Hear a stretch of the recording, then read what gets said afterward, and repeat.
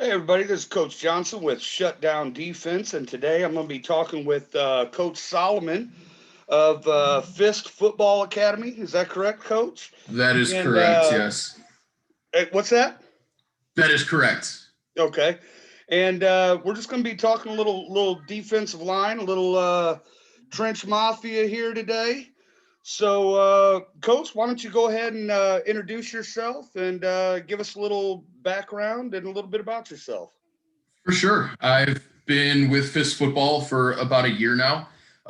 Prior to that, I had spent 5 years at Huntley High School as the varsity defensive line coach and also the sophomore team JV head coach. Just this past year, amidst all this craziness, I got a new job within the conference with Burlington Central, and I've really been enjoying my time there.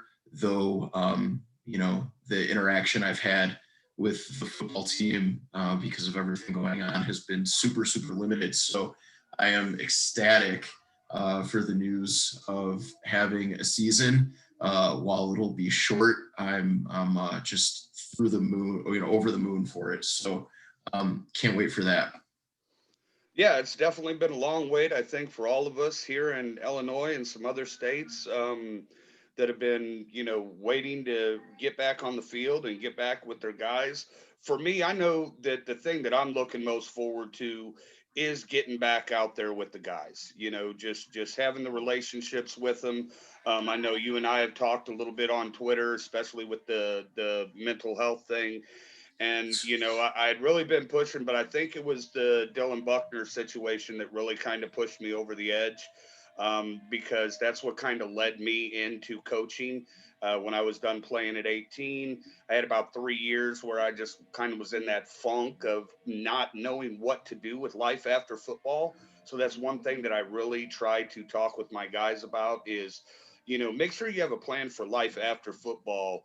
We all love football, but it can't be everything to you all at once. So, and I know that you've been a big advocate for, the kids' mental health and getting together as well. So, Yeah, big time.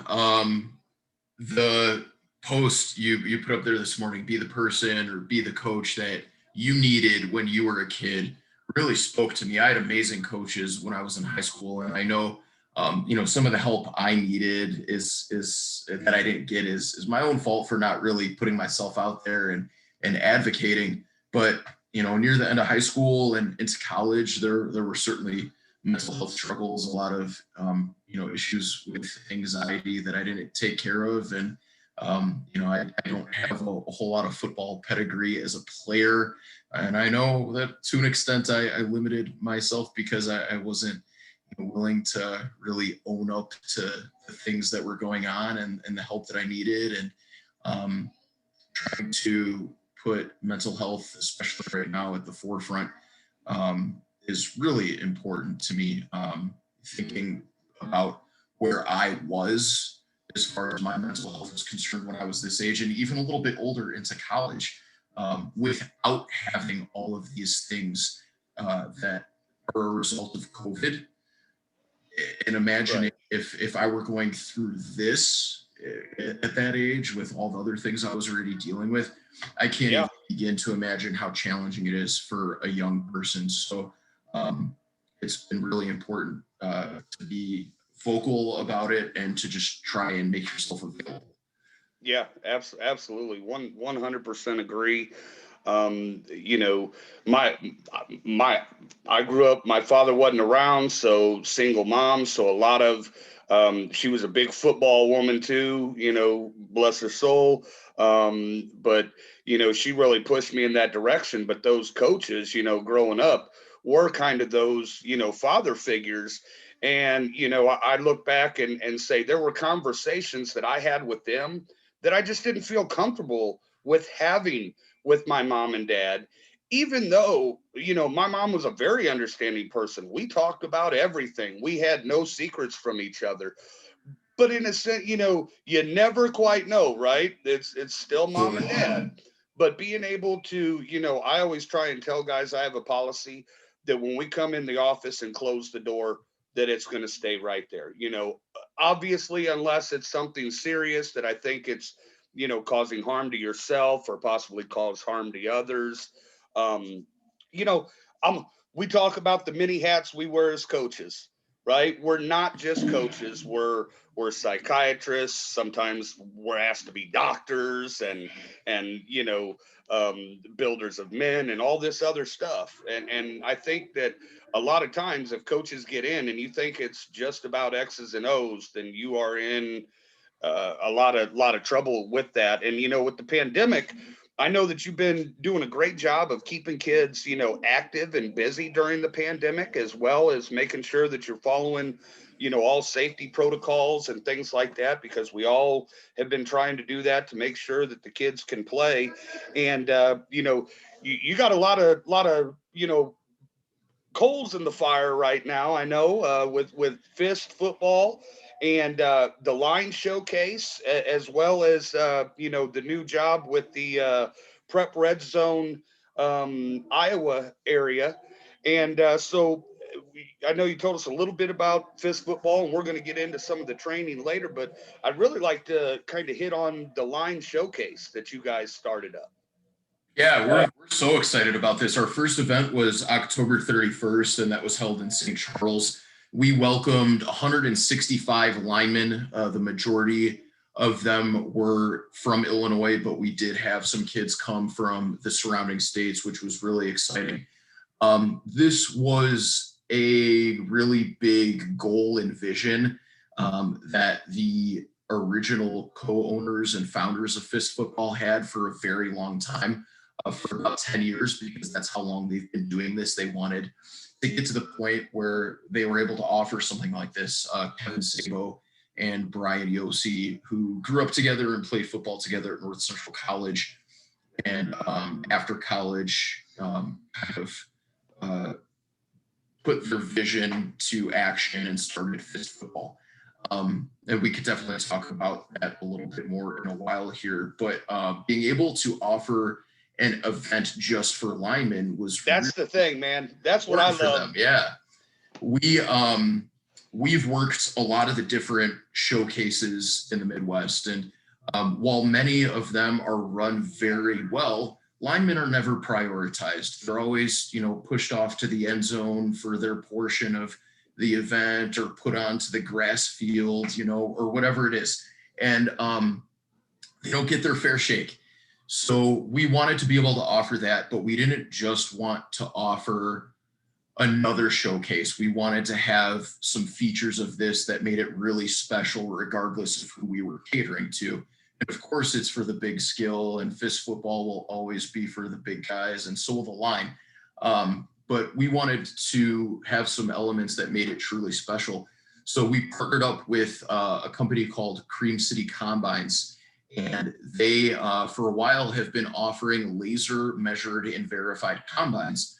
So we hooked That's a up. big thing at combines, Coach. I will Mhm. say that. Oh yeah. Again, I actually helped work at the Six Star Combine over in Missouri during the pandemic. Again, leading the defensive line drills through that. Sure. And one of the things is the only drawback on that was that it was hand timed.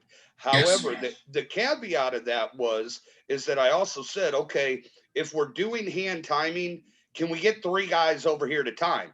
So It helps. myself, Yeah. another coach, and another coach, we had three timers. I actually got the idea. My daughters are big into swimming. And if anybody's ever been around a swimming event, it's hand timed, unless they have the touch pads. But again, you don't normally get that at, the younger levels, Of but you have course. three hand timers.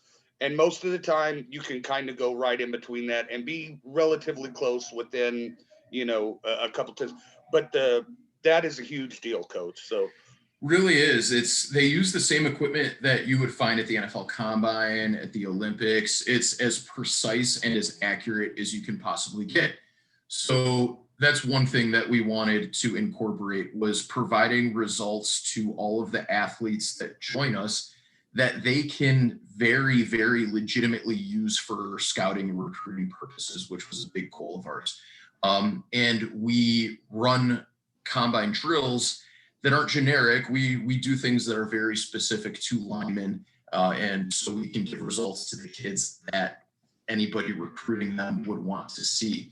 The other thing that was really important was being able to create a lot of opportunities for the kids beyond the showcase, not just an event to come and compete at, which is a big portion of it. The competition is elite.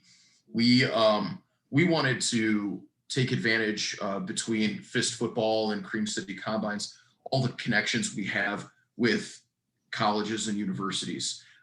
So we have a massive list of schools that we send our results to, our live stream to, and also our recording of the event to for recruiting purposes. That was really big for our Illinois event because at the time we could not invite any of these people to come out and be a part of the event to watch in person. That's going to be different with our upcoming Wisconsin event, which just sold out last week on February 27th, because we already have over 20 schools who have committed to sending coaches to for scouting purposes. So this has been huge for our Illinois athletes. I think it's been really big for Illinois athletes too, because of the fact of we didn't know if we were going to have a season. Right. So again, especially for these seniors, and I get it, I know how it works. A lot of times, if you're not signed by the time you're going into your senior year, the chances kind of go down. I get that. I understand that. They do dwindle a little bit for sure. However, I will say on the opposite end of that caveat, by our guys, and I know just from the fact, our guys going to the 6-star combine, they were able to, get some contacts and get some offers from some coaches that were there that day. Yes. So, and again, whether you're playing D1 or D3, NIA, JUCO, right? Again, you're using football as that tool to get an education of some kind and still play ball.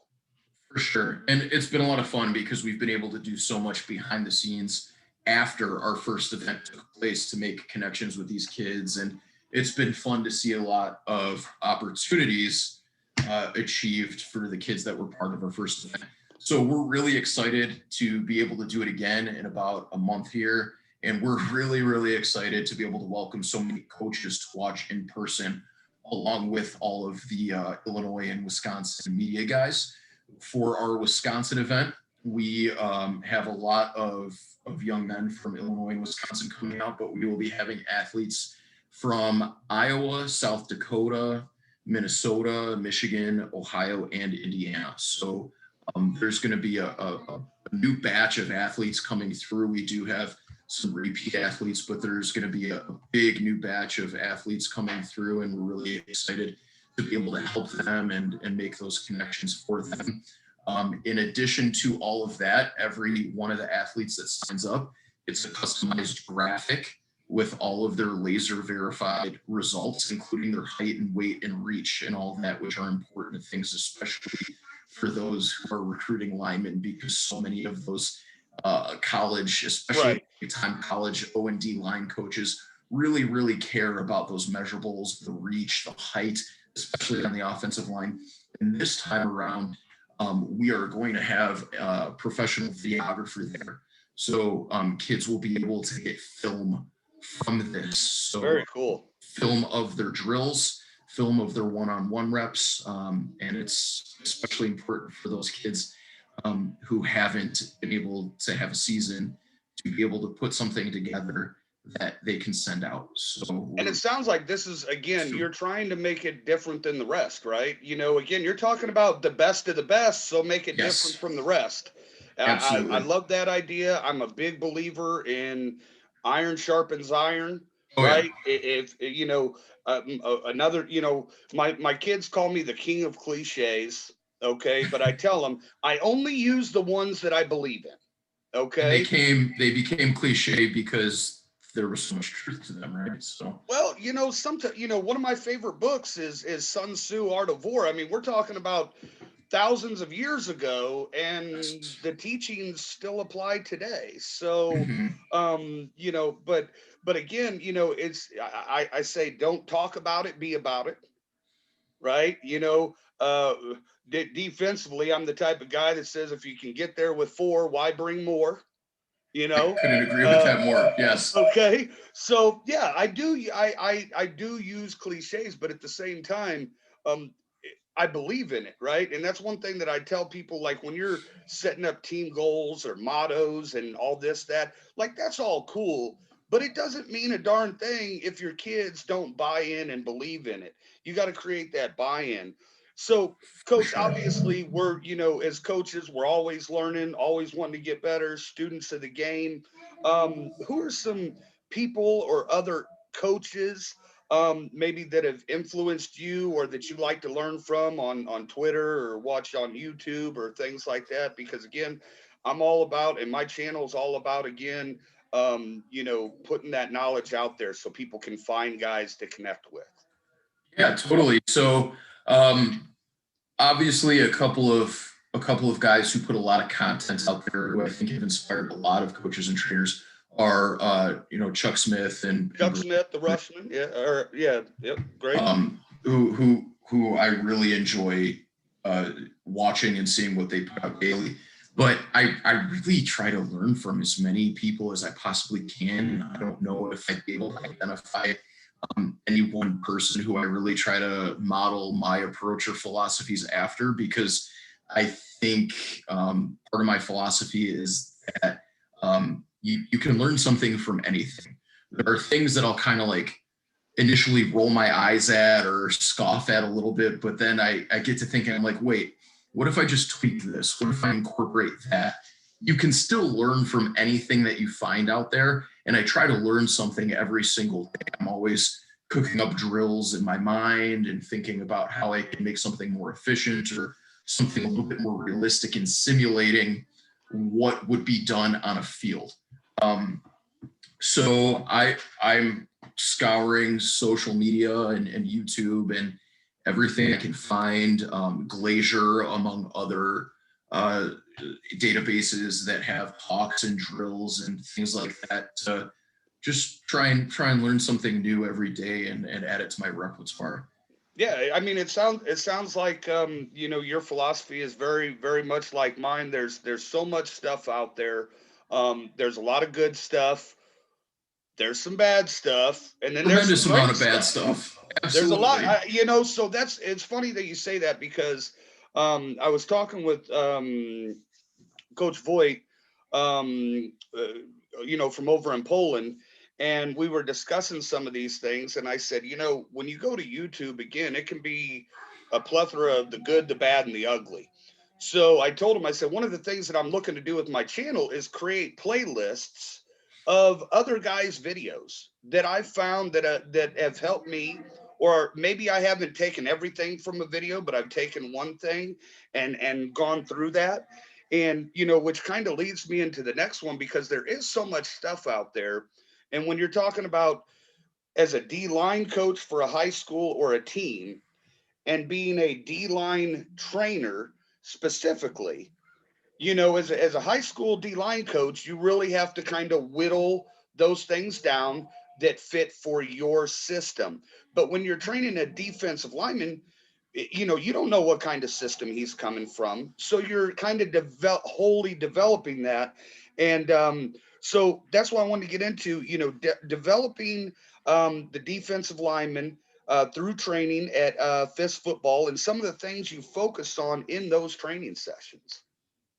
Absolutely. I agree very much so. Coaching is different from training, and there are a lot of things that distinguish one from the other. As a varsity defensive line coach, I have a toolbox. We have regular drills that we work, we have drills that we use for game plan specific things. And as you know, you're lucky to get 10, 15 minutes of individual time every practice. And when you have anywhere from 10 to 15, 20 plus guys in your position group, it's really, really, really hard to be able to break things down the way you can in an hour's training session with one person or a small group of guys, where you really have the time to slow things down, teach and educate. And you try to do it as much of it as you possibly can with your team. But a lot of that occurs after practice during film, because you don't have the time on the field to just stop and explain something for 3, 4, 5 minutes. you do have the time to do that with training. So as a varsity defensive line coach, you really, really, really try to hammer the fundamentals. And you really, really, really, really try and get to know your players on an individual level so you can prescribe things that are going to play to their strengths. But when you're training, it's so important to recognize that you're not their coach. You're their trainer. You don't really know their scheme, even if you're familiar with it. You don't know the play calls. You don't know the expectations that are placed on them. So when I'm training, I'm not really, driven by scheme or the demands of a head coach or coordinator. I'm driven by teaching the mechanics of the position that are going to apply athletically, regardless of what front they're in, what shade they're in, and what they're expected to do based on their assignment within the call that their coach makes. So we on both sides of the ball at Fist Football are very, very, very much focused on the mechanics. And on the offensive side of the ball, Coach Sabo and Coach Yossi are all about OLP, offensive line performance. And that really is like, the contemporary methodology of teaching the offensive line position. And it has so much to do with the mechanics of the body, finding the positions of strength within the description of the position and what you need to be able to do to, perform at that position effectively. So it's a lot about, anatomy, geometry, all these different kinds of things you're pulling in to really be able to give as much purpose as you possibly can to what you're teaching, so the kids you're training can have a better depth of understanding. And when you do that, it really accelerates their development. So when training, what I try to ultimately do is isolate different components of the position, but then work towards building them into progressions. Kind of part whole, part whole. Yeah. That simulate as much as possible realistic football situations. We're not going to go out there and run kids into the ground. We're not going to go out there and do anything that, would put kids in a compromised position and risk injury and anything like that, because that's not what we're about. You see a lot of training out there that, just looks like conditioning, right? And it's not slowed down. It's not broken down. There's no education.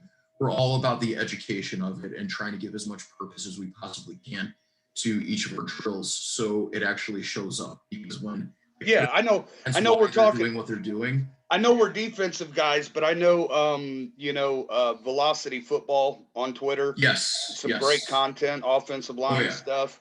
Again, they're big in the OLP. The master aggravator of Twitter, Coach Blazer. You know what I mean? So and Coach Sabo and Coach Yost know both of those companies really well, and they definitely share ideas and information and approaches. So one question I would have ask you, because I've also trained and coached as well, is how do you deal with the my coach doesn't teach it that way, or we don't do it that way with our team, or those kind of things. I mean, how do you deal with the relationship between, I guess, your players? Because I know when I trained, I always told the players is, again, I'm not teaching scheme, I'm teaching fundamentals, right? The technique fundamentals of this. So whatever scheme that you're in, you can take that back and translate those skills. But at the end of the day, you need to do what your coach asks you to do. I mean, I tell my guys all the time, every player in America practices. It's what you do after practice and outside of practice that can take you to that next level. So again, down here we have some places that I try and send some guys to go. Or again, if they ask me, Coach, can we get some one-on-one work? Absolutely. I love when a guy comes to me and says, hey, Coach, do you mind if we stay after practice for about 15 minutes and you work on me specifically with this drill? Or if we're going through something and I see a guy not quite understanding it. Like you said, at practice, you don't have that time. But I can say, hey, if you're willing to stay afterwards for 15 minutes, we can really break it down piece by piece. So go ahead. Love Yeah. to hear your thoughts. So I think what I would say to that is the number one thing is product doesn't lie. We're going to develop our players, and we're going to do every single thing that we can to get it to show up on the field. There's so many guys out there running training, and you could put a kid through a drill, but if there's no purpose to it, they could look like an all-star at it, and it doesn't actually show up on Friday night. So I think the first thing is that the product doesn't lie. But the second thing is that as a company, we have a very, very, very solidified philosophy that we are not going to take credit for any successes of the athletes. We are not ever going to prioritize ourselves before their high school coaches, their parents, and anyone else that's more immediately involved in their personal lives. And I think that's great because unfortunately in this day and age, I think there's a lot of guys out there just trying to make some money. Yes. And again, it's not necessarily whether it's the best thing for that athlete, but whether it's the best thing to put money in that trainer's, pockets sometimes. We will never claim a kid or brand them a fist football athlete. They are Naperville North athletes. They are Crete-Monee athletes. I've noticed that because again, the greatest compliment I ever get is not me talking about myself, right? It's about the players talking about you. And that's one thing that I can say is I didn't see a fist football video that led me to you, months ago, as we're sitting through pandemic times, going through all kinds of stuff. It was actually another athlete that was crediting you guys for his training, which again, when your product, like you said, when the product speaks for itself or gives credit back, again, you don't have to market yourself, right? Again, the kids market you. You don't have to market yourself, which I think speaks volumes to what you guys are doing at Fist Football. And I know, speaking of, seeing some videos, I know that you have some videos that way you can share with the audience of Absolutely. some of the things that you guys work on there. So whenever For you're sure. ready to bring those up. Yeah. So prior to, pandemic times getting worse and going back to phase 4 and things like that, we were trying to promote our kids as much as possible. So I was posting clips of them and pictures of them from every single session, and giving them credit to what they were doing and staying committed to getting better. So whenever the time came, they were ready. And every Sunday was our big day and still is. We would invite as many people out as we possibly could, scouts and media guys, to try and help get these guys noticed. So one of the athletes that I work with regularly and have worked with for a long time now, about a year, he was my first football client, is Conor Murphy of Glenbard South, who is a very accomplished class of 2022 athlete, started as a sophomore for his team, was an all-conference player, impressive statistics, impressive film, and we've been working together for about a year because that's when Kevin Sabo of Fist Football brought me on. So I asked Conor to just throw together a very short highlight of some of the favorite drills that we've done together. Conor has done an awesome job during these times, as have many of our athletes, of getting creative with how they can get noticed. So he's put a lot of highlights together.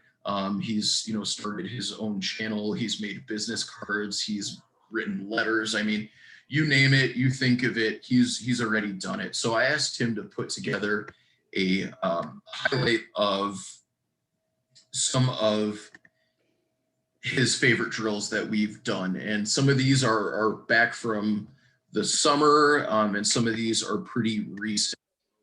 We'll go ahead and watch this, and I'll do my best to break each of these down. So if you have any questions about what we're doing or why we're doing it, just let me know. But Well, Again, I see the gloves already, man. oh yeah. I got a set in the other room. Yeah, we use quite a bit of equipment, and try to really make it meaningful. So first drill here that Conor chose.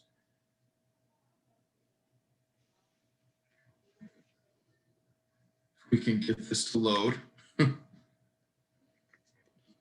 Yeah, that's the only thing that I have noticed. Again, video sometimes is a little shaky from time to time on the.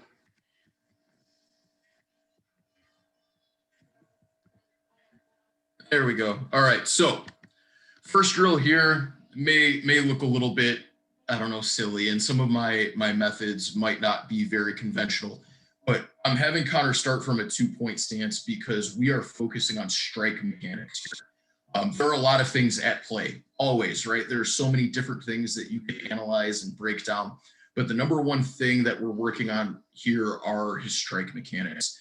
A few big key points that I try to emphasize as much as possible is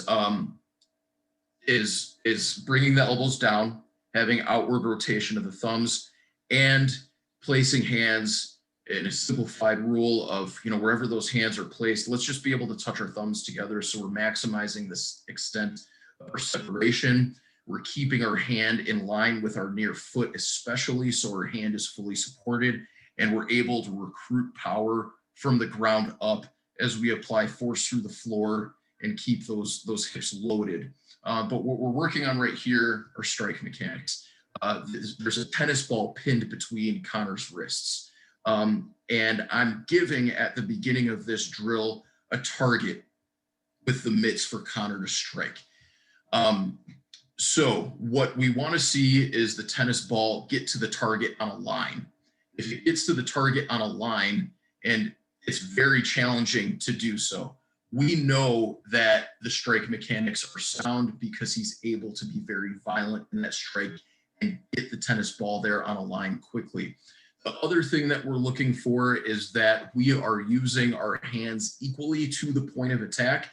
When you place hands, you get that power arm, you get that steer arm, and the jobs of your hands change, right? But Right. to the point of attack, we want the function of our hands to be the same. So we really need to drill the mechanics of it. So if the ball's not getting there on a straight line, that really exposes something, and we need to evaluate the way that we're punching to make sure that we're loading up the back, keeping the elbows tucked, pointing the forearms horizontally through the point of attack, not pointing the forearms up so our hands slip off, things like that.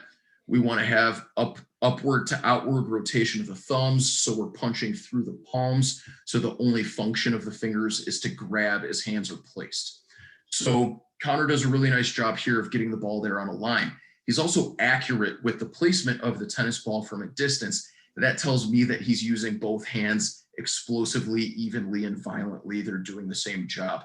If he weren't accurate with the placement of it, it would tell me that one hand is working a little bit harder than the other, and we need to incorporate both. The second thing that we're doing here is trying to get 2 points of attack simulated into one drill. So first point of attack is striking the tennis ball. Second point of attack is actually getting to me. And in breaking down this drill, Conor does a really nice job of getting his hands under his eyes under his hands as he releases the tennis ball, and when he gets to me for that second point of attack. I like to see, outside of the strike mechanics, that his eyes are behind his hands as he's starting to squeeze and separate, and his core and posterior are visibly engaged. Conor was very tight-hipped. We've worked a lot on that. And he was also very insteppy in his movements, which made him a little bit slower and sometimes caused those hips to open up, and it would make him have a hard time staying square, which you see a little bit in this rep, but he really does demonstrate it pretty excellently. I know I tell my guys a lot of times, again, hips and hands have to be violent. If the hips and hands aren't violent, then, you're not going to be much of a D lineman, in my opinion, if the For hands sure. and hips aren't violent. I think speed through technique is the number one priority. It's my number one priority, but you can still recruit a tremendous amount of power and violence if you know how to use your body from the waist down to Yeah. complement those hands. Yep. So Conor has done a great job of that. His strength was really pass rushing last year. And we've done a lot of work to prepare him out of his base stance to be able to read and react, get hands on, separate quickly and disengage, and really do a tremendous job at the line of scrimmage. And I'm confident that he will. Moving on here. Similarly, right, but right here in this drill, we are really working on feeling pressure and our power arm and our steer arm and how that relationship can change as you cross face. So we weren't necessarily trying to replicate any kind of like game-like situation. Obviously, sometimes you end up out of your gap, and that's a direct translation. But right here, we were just trying to really feel pressure in our hands to understand that power arm, steer arm dynamic. So starting on the right side of the med ball, your inside arm is your power arm, your outside arm is your steer arm. What I really want to see here in this drill is that Conor is stepping through his power hand. He's got that foot in line with his hand so he can be really strong through pressure. It's not to pressure, it's through pressure. We want to influence that blocker as much as we possibly can out of their technique as quickly as possible, using good leverage and posture so we can disengage with ease. If you don't get your separation, if you don't take at least a couple of steps through the pressure of the block, you're not going to influence that offensive lineman enough to disengage efficiently, and they're going to have a good opportunity to recover on you. So as he crosses the face of the offensive lineman here, we use a med ball for a lot of our drills, especially when we're working our run defense. That power arm and steer arm change, and something that Conor was having a tough time with was really feeling that pressure in his hands and understanding what pressure meant. So we spent some time with this drill focusing on when he crossed from right to left or left to right, how that relationship and function of the hands and arms changed from power arm to steer arm. I know we do something very similar where, again, I'll start them working and maybe working the steer to the right, and then I'll blow the whistle, and now all of a sudden they're in bad position and they have to work the steer back to the left. Yes. So is that something similar to kind of what you're teaching here, in that sense? That's absolutely a part of it, and it's definitely something that we've worked on and worked on in different ways. The biggest thing here was just helping Conor understand what pressure meant and what pressure felt like of a block coming back at him and how it should feel on the hands. Right. What we really want to make sure we don't see in a drill like this is that when he gets to this point, that his weight is still drifting to the outside, because that tells me that he's now out of the pressure. We want to stay in that pressure at all times. So even though we're moving to the left, and it's hard for a young athlete to understand, we're still fighting to the right. And so much of the position played at the line of scrimmage is about that lateral movement, where you are moving side to side while fighting the pressure of what's in front of you, or maybe even opposite of the direction that you're moving. And that could be a really challenging concept to digest and have clear. Yeah, that's a great point. Great point. So moving on here. This is a recent drill that we did. And what we were training here, the number one thing we were training were our eyes. This was just a couple of weeks ago. We've spent a ton of time in the last month and a half, really since our region moved back to phase 3. And you see everyone is masked up and we're in a really small group.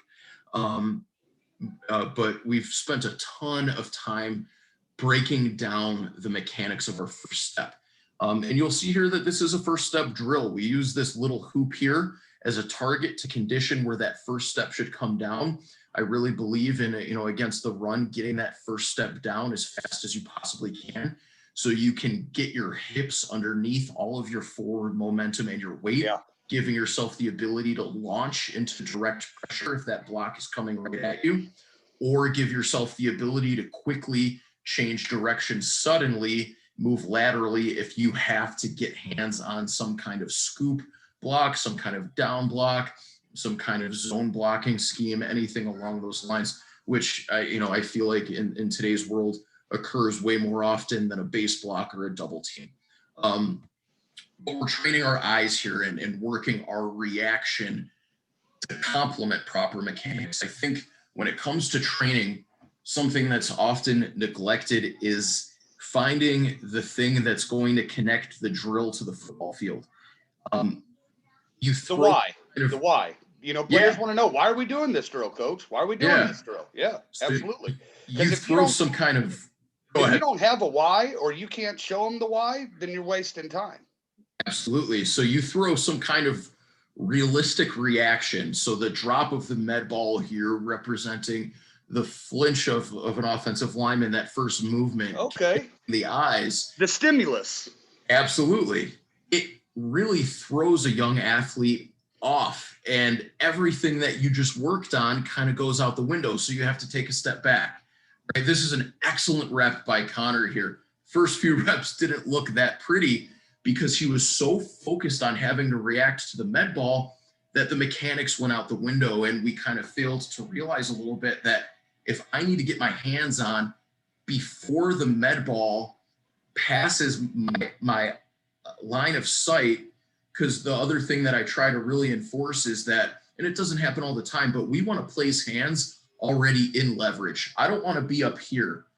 I want first contact to be right here so I can immediately start working into my leverage.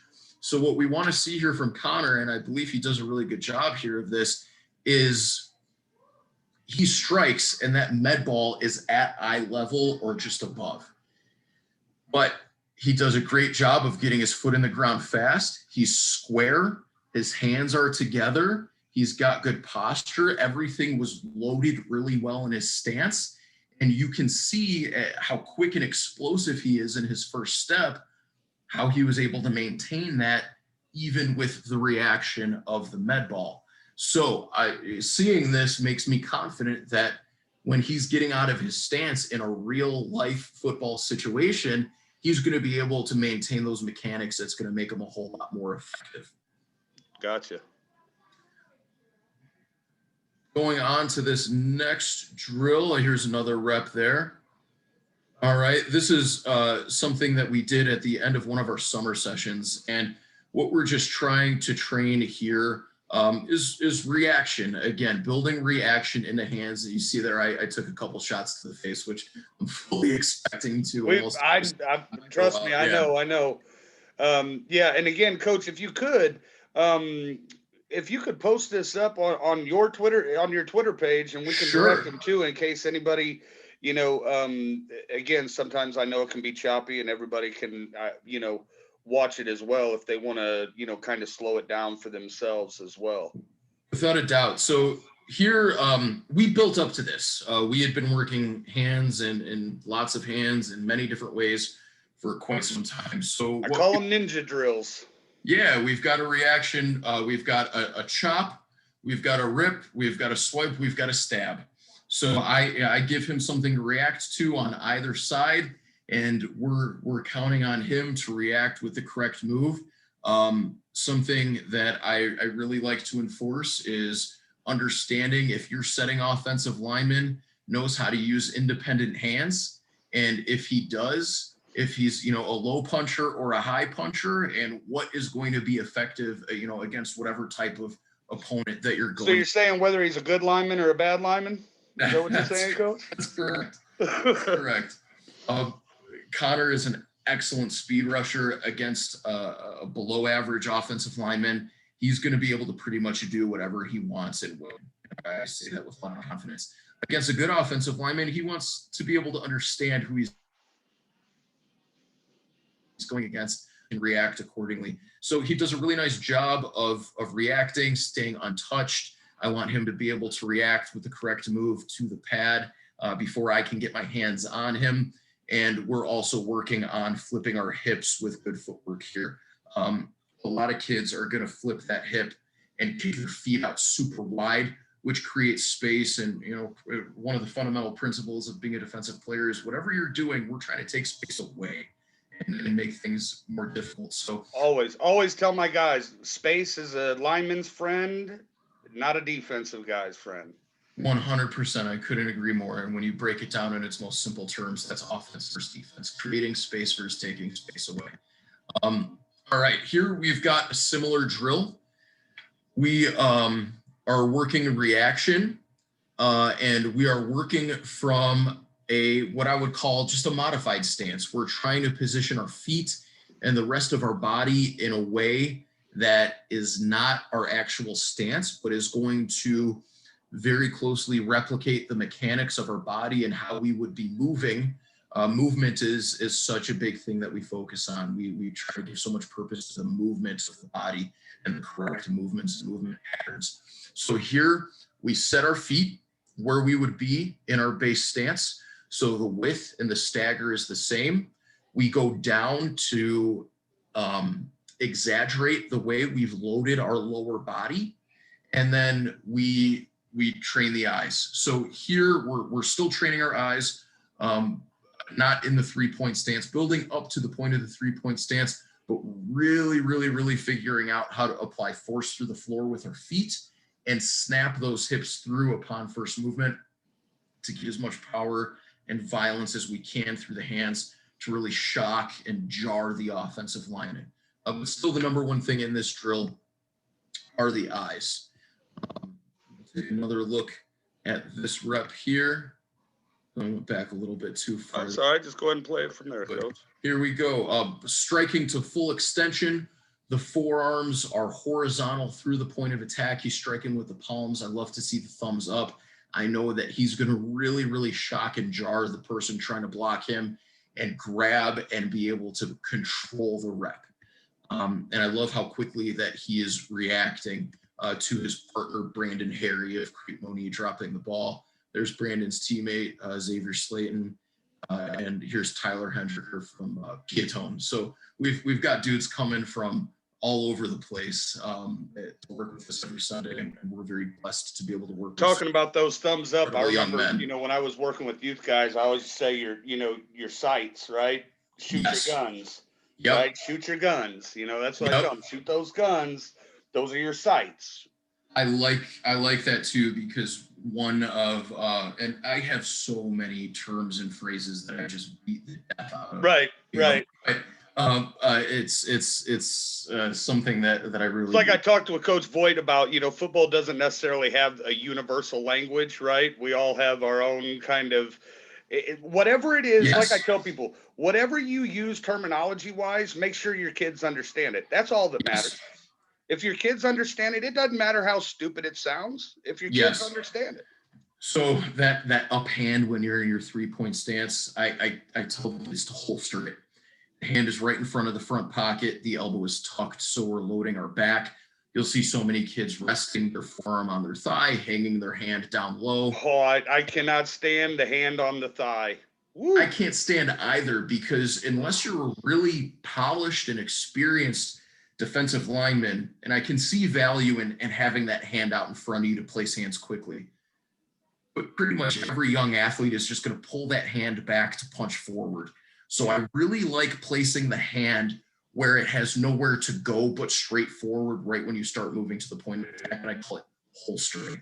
So we see that a little bit here in the way that the hands are placed right in front of those hip pockets at the beginning of the rep. All right, moving along, we'll see what else Conor put on the highlight for us here. All right, so we've got a movement pattern here, and we are working on flipping our hips and bending.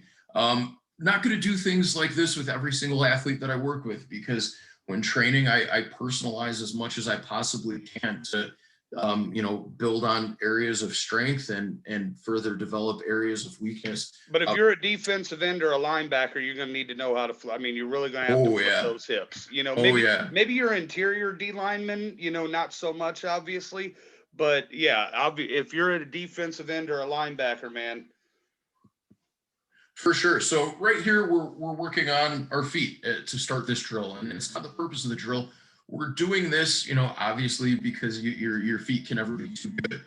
But from here, it puts him in a position where he really has to exaggerate how he flips his hips and gets into his bend. And if he can do this here at a high level, which he does, I feel very confident that when, it's a 3rd and long situation and Conor's pinning his ears back, he's going to be able to do a great job of attacking the hip, getting to the hip of the setting offensive lineman very quickly and off of his pass rush move. Or if he can just win with speed, get into that bend very effectively. So we'll watch the rep one more time from here, and you'll see that as he's leaving the cones, he has to exaggerate the degree and the angle to which he is flipping his hips, and then immediately shift his weight to the inside leg and drive the elbow and shoulder down of the inside arm to bend so he can do so without sacrificing any of his acceleration. Gotcha. All right. Right here we get those hips around, and then we immediately have to bend. Conor does a nice job of driving the elbow to the turf to reduce surface area as he's passing. We want to make ourselves a small target, and we also want to stay tight to prevent recovery and shift as much weight to the inside half as we can so we are stable and accelerating and don't ever feel like we have to slow down. And maybe more importantly than anything, especially for these young pass rushers, we don't want to drift. You do such a great job of beating hands and beating the offensive lineman, but then you drift, the offensive lineman recovers, you're back at square one. Right. We want to eliminate that drift through learning how to bend as well. And there's so many different things that we can do to teach these techniques. And I really like being able I like finding different variations to accomplish the same goal.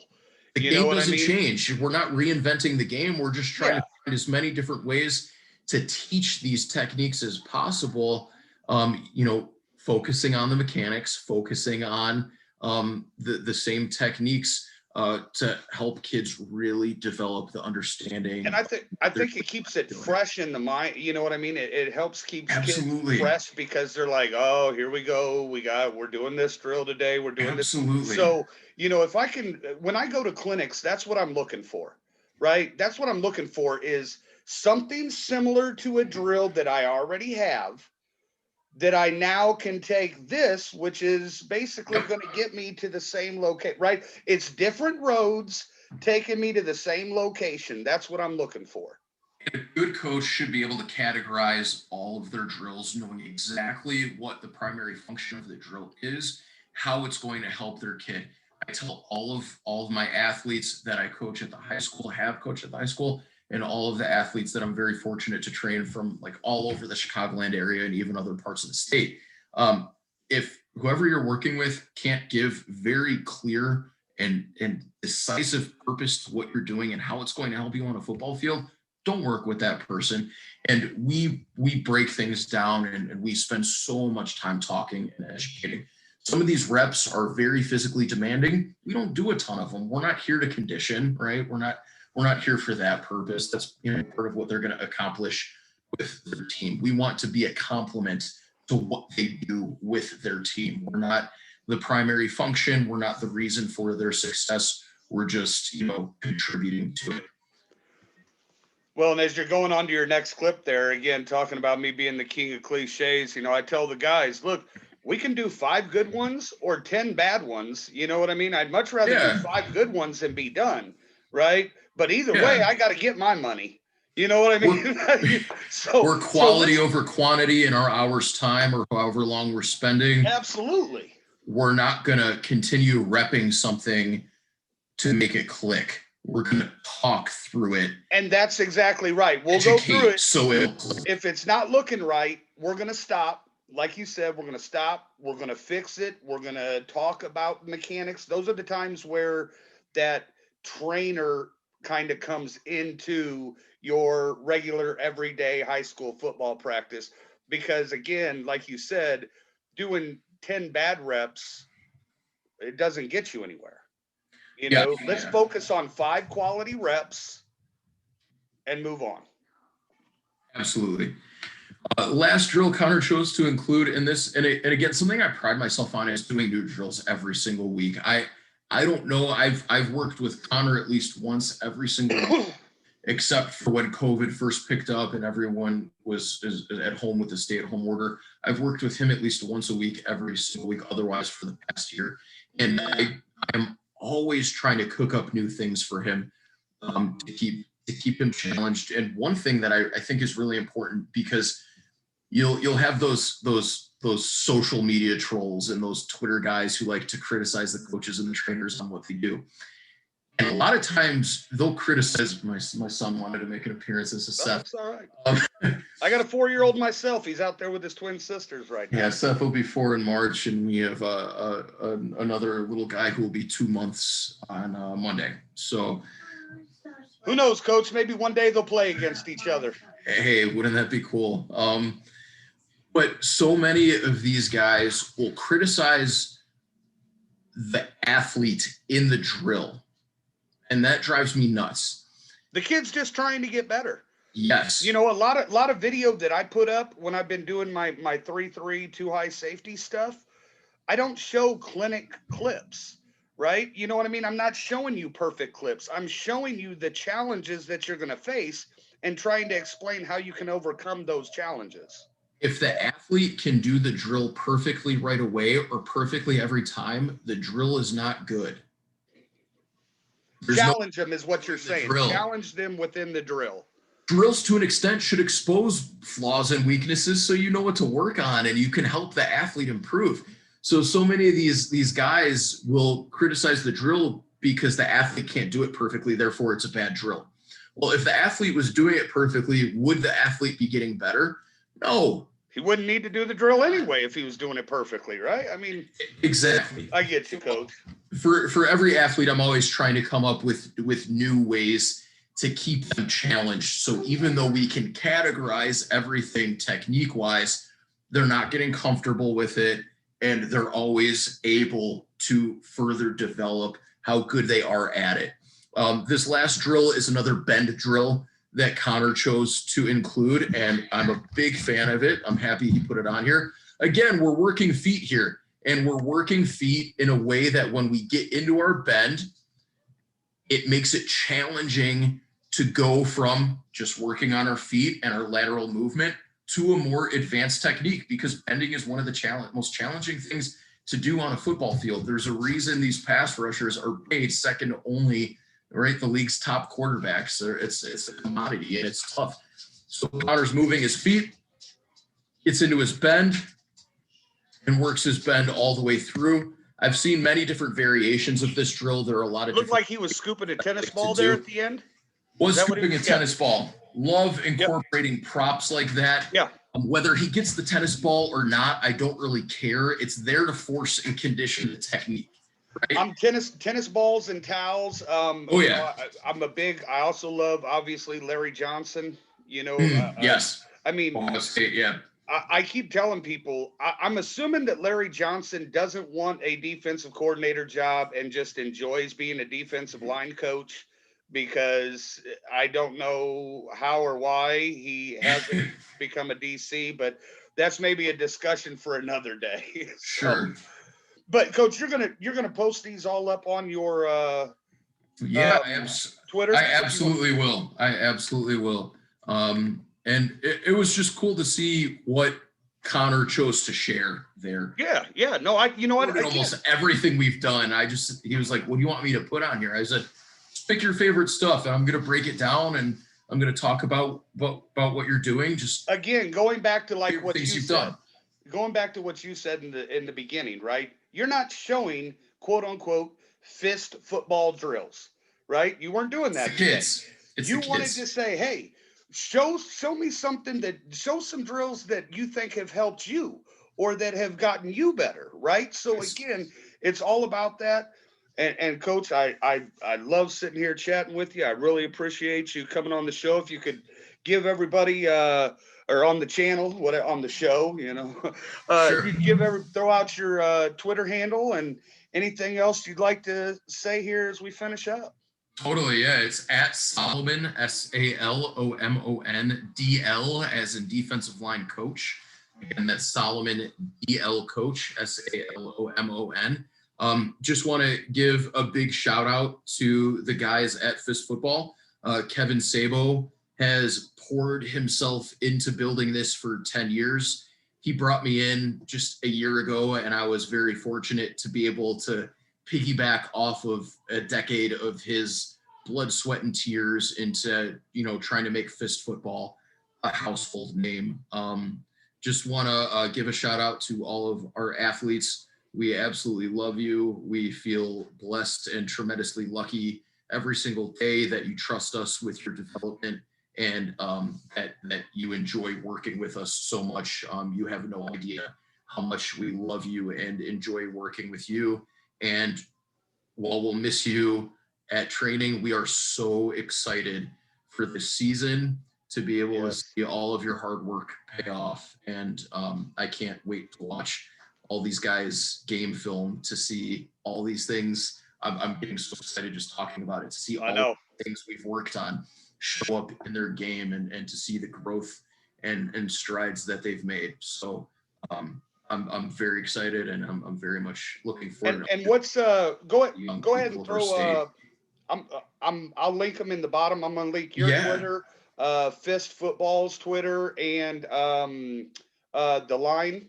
So again, I noticed I didn't know that you had the page up until today. Actually, I followed it, and we didn't use we didn't use Twitter, and we didn't create an account for the line until after our first showcase. Okay, yeah, everything from our personal accounts for the first one, along with Cream City Combines and the guys who run that. All right, well, thanks again for coming on, Coach, and I appreciate it. Good luck on your season up there. You too. I know, like I said, I'm excited as well. So for everybody that watched the video, thank you for checking it out. Remember to like and subscribe, and talk to you later.